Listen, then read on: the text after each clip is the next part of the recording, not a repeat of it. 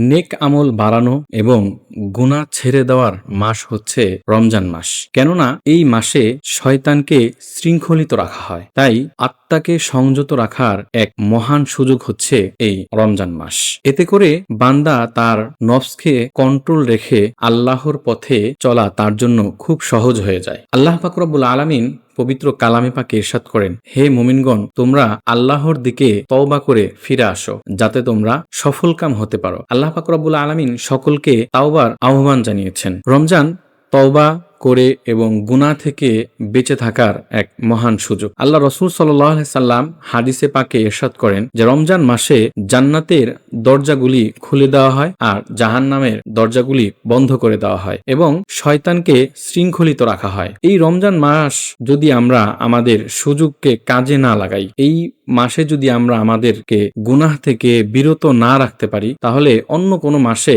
আমরা নিজেদেরকে পরিবর্তন করতে পারবো না। কারণ এই সুযোগ অন্য মাসে আর মিলবে না। যেই মাসে জান্নাতের দরজা খুলে দেওয়া হয় আর জাহান্নামের দরজাগুলি বন্ধ করে দেওয়া হয় এবং শয়তানকে শৃঙ্খলিত রাখা হয়, অতএব এই মাসকে কাজে লাগিয়ে নিজেদেরকে তাওবা এবং সুন্দর একটি জীবন গড়ার এই মহান একটি সুযোগ। অন্য মাসের তুলনায় এই মাসে নিজেকে গুনাহ থেকে বাঁচানোর এক অতি সহজ উপায়। কারণ আল্লাহ পাক রব্বুল আলামিন পরিবেশ ও পরিস্থিতি এতটাই সহজ করে দেন, সহায়ক করে দেন, অন্য কোনো মাসে আশা করা যায় না। অতএব রমজানে যেই সমস্ত গুনাহ থেকে নিজেদেরকে বাঁচিয়ে রাখা অপরিহার্য, সেগুলি হচ্ছে মিথ্যা কথা ও গীবত, দৃষ্টির হেফাজত ও অন্তরের কন্ট্রোল, আর অশ্লীলতা, হারাম বিনোদন।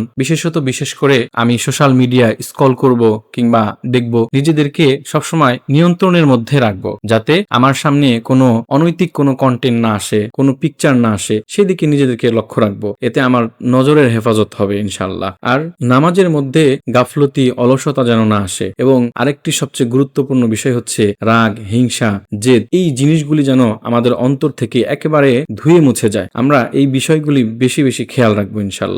যে ব্যক্তি রমজানে গুনাহ ছেড়ে দিতে পারে না, তার জন্য অন্য কোনো মাস যথেষ্ট নয়। তাই আমরা এই মাসকে সুযোগ মনে করি। আমাদের বিশেষ করে অতীতের যে ভুলগুলি আছে, গুনাহগুলি আছে, শয়তানের ধোকায় পড়ে বা নফসের প্রবৃত্তিতে আমরা করে ফেলেছি, সেজন্য তওবা করি এবং যদি কোনো গুনাহ আমি বর্তমান আমার চলমান থাকে, সেগুলো থেকে আমি বিরত থাকি এবং ভবিষ্যতে আমি এই গুনাহ আর করব না, এই নিয়ত আমি করে ফেলি।